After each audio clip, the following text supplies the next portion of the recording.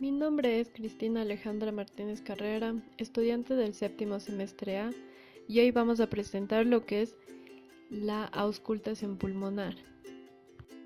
La auscultación pulmonar consiste en escuchar los ruidos generados por la respiración, los ruidos adventicios y los ruidos patológicos. Para poder realizar la auscultación pulmonar necesitamos un lugar aislado de ruidos, con temperatura confortable y con luz tenue. Al igual que la posición del paciente debe ser ambulatorio. Comenzaremos la auscultación por la parte posterior del tórax. 1 y 2. El segmento posterior del lóbulo inferior izquierdo y derecho. 3 y 4. El segmento lateral posterior del lóbulo inferior izquierdo y derecho.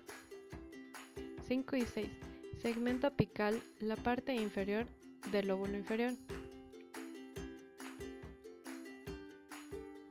7 y 8. Segmento apical superior del lóbulo inferior. 9 y 10. Segmento apical, la parte posterior del lóbulo superior.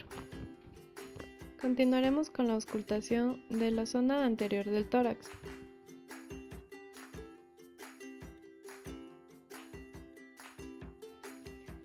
Primero, el segmento posterior del lóbulo inferior izquierda y derecha. El segmento lateral anterior del lóbulo inferior. Le sigue el segmento medial y lateral del lóbulo medio. La língula en el lóbulo superior. El segmento anterior lóbulo superior. Y finalmente el segmento apical lóbulo superior. También tenemos los ruidos normales a la hora de la auscultación, como el ruido o soplo laringotraqueal, el cual se localiza en la cara anterior a nivel traqueal.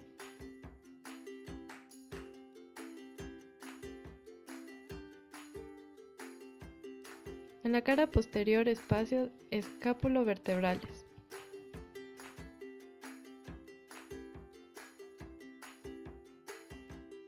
El siguiente es el murmullo vesicular, el cual se localiza en todo el pulmón sano, pero se puede escuchar de mejor manera en la pared anterior, en los dos primeros espacios intercostales, en la región axilar e infraescapular.